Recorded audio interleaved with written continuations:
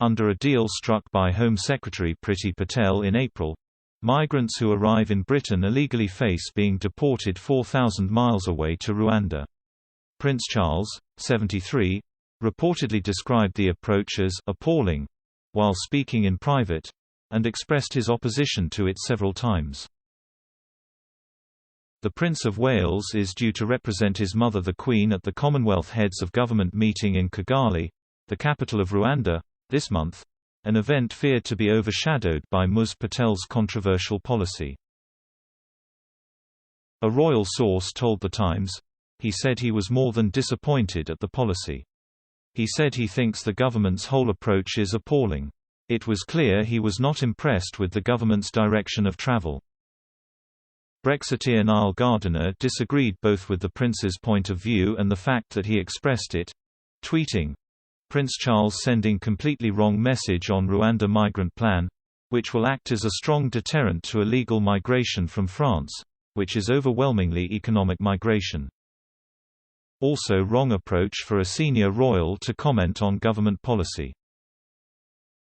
Nigel Farage went a step further, however, claiming Prince Charles's comments represented an existential threat to the royal family.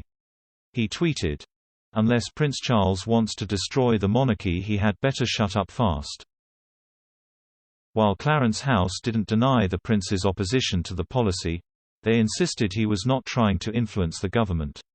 A spokesman said, "We would not comment on supposed anonymous private conversations with the Prince of Wales, except to restate that he remains politically neutral.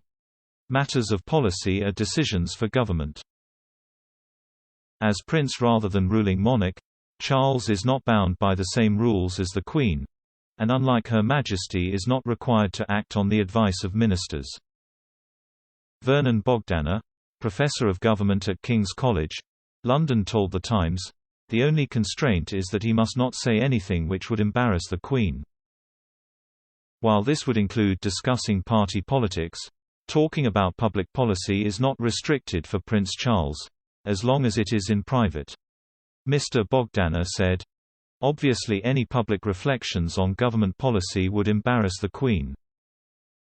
The implication would be that the royal family is partisan."